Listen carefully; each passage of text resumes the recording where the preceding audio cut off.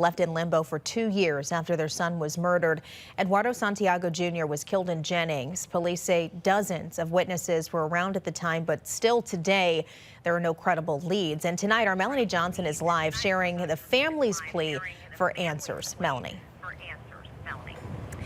Yes, and we're live at St. Louis County Police Headquarters, where we just got an update from detectives about why it is so hard to solve the case of Eduardo Santiago Jr. Well, the police tell us tonight that there are so many different stories despite interviewing multiple witnesses. But tonight, his father is on a mission to find the truth. Again, for it to be almost 2 years, I feel that my son deserves this. This May, Eduardo Santiago Sr. will come up on another year of being the father of a murdered child without his only son. A very humble man, very smart, and very encouraging. 29-year-old Eduardo Santiago Jr.'s 2022 murder remains unsolved, despite police telling First Alert 4 it happened in a crowd of people. Why be silent if you didn't do it?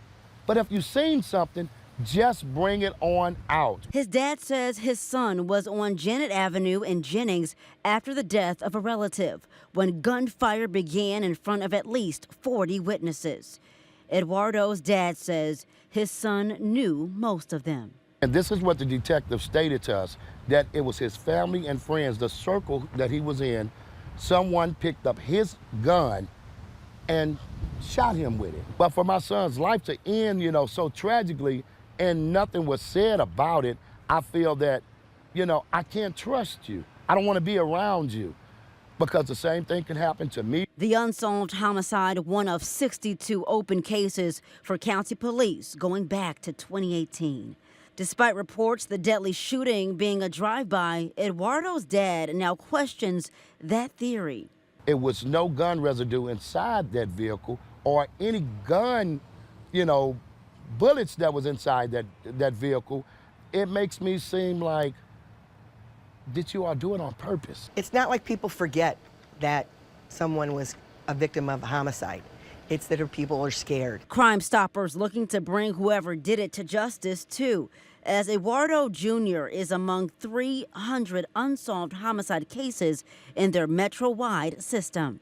Completely anonymous, right in the middle of, I want to be a witness, and I don't want anybody to know who I am. A $7,000 reward is being offered for the tip that will bring this search for the killer to an end. We have not gotten the answer yet. If they can just pull him back in and re-question him, I think me and my wife and my family will be better.